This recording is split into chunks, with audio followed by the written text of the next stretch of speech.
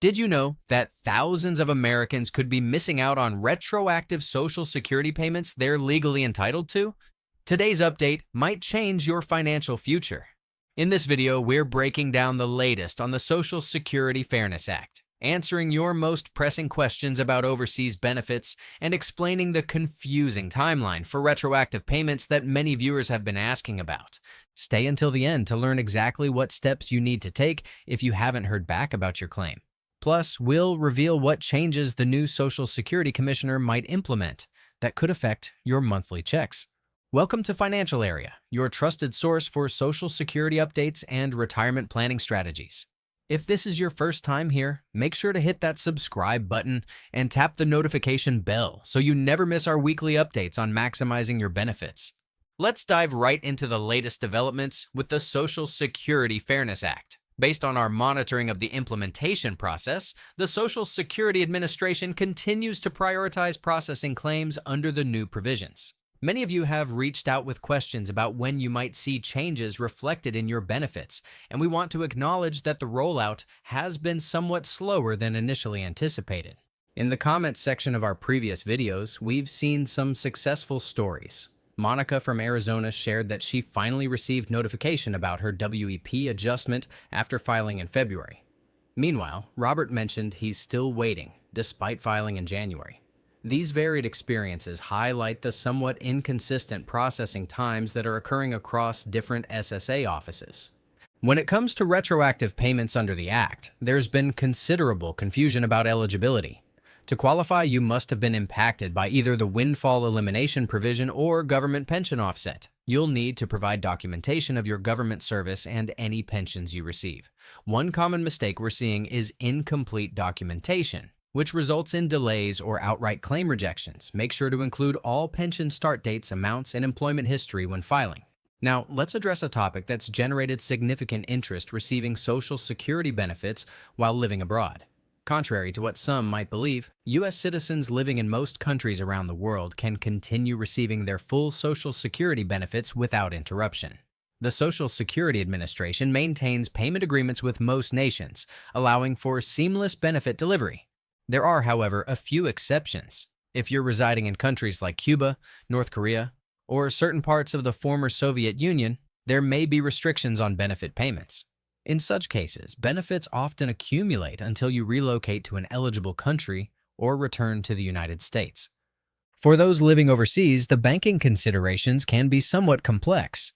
Most expatriates opt for direct deposit to either a U.S. bank account or, in many cases, an account at a local bank in their country of residence. Be aware that currency conversion may impact the actual amount you receive, and some international banks may charge fees for processing U.S. government payments.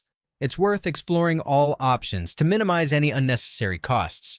International beneficiaries should also be aware of the annual proof of life requirement. The SSA periodically sends forms that must be completed and returned to verify your continued eligibility. Missing these deadlines can result in payment suspensions, so it's crucial to keep your contact information updated with the Social Security Administration and respond promptly to any correspondence.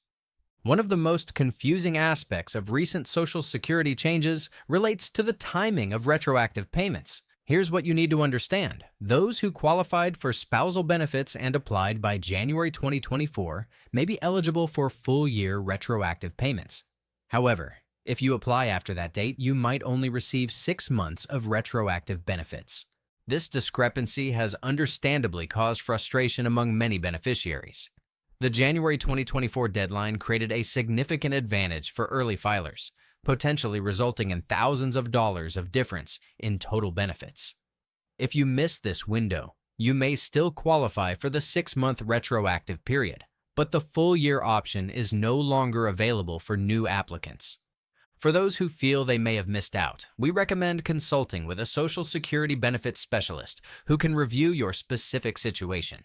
In some cases, there may be exceptions based on your particular circumstances, though these are relatively rare. Looking ahead, there are several important developments on the horizon for Social Security recipients. One proposal gaining traction in legislative discussions involves potentially eliminating taxes on Social Security benefits for certain income brackets. While this hasn't been finalized, it represents a significant potential change that could increase net benefits for millions of Americans. Additionally, the annual cost of living adjustment calculation is approaching. The SSA typically announces the COLA in October, with changes taking effect in January. Based on current inflation trends, early projections suggest a modest increase, though this could change based on economic developments in the coming months. The appointment of the new Social Security Commissioner also represents a potential shift in administrative priorities. While the Commissioner doesn't have unilateral authority to change benefit structures, they do influence how efficiently claims are processed and how resources are allocated within the agency. The incoming Commissioner has emphasized modernizing the SSA's technology systems and improving customer service, which could potentially speed up claim processing times and make it easier for beneficiaries to track their applications. However, the actual impact of these initiatives remains to be seen, and significant changes typically take time to implement. If you've filed a claim under the Social Security Fairness Act and haven't received any updates, we strongly recommend being proactive. Contact your local Social Security office directly or call the national helpline at 1-800-772-1213. Be prepared with your claim reference number and the date you filed. Sometimes, a simple follow-up can move your claim forward in the queue. Many viewers have reported that persistence pays off when dealing with the SSA. If your first call doesn't yield results, try again after a few days, as you may speak with a different representative who can provide additional assistance. You might also consider requesting a supervisor if you feel your concerns aren't being adequately addressed. Remember that while we strive to provide the most accurate and helpful information possible, your specific situation may have unique factors that require personalized guidance. The Social Security Administration remains the definitive authority on your benefits, so direct communication with them is always the best approach for resolving individual concerns.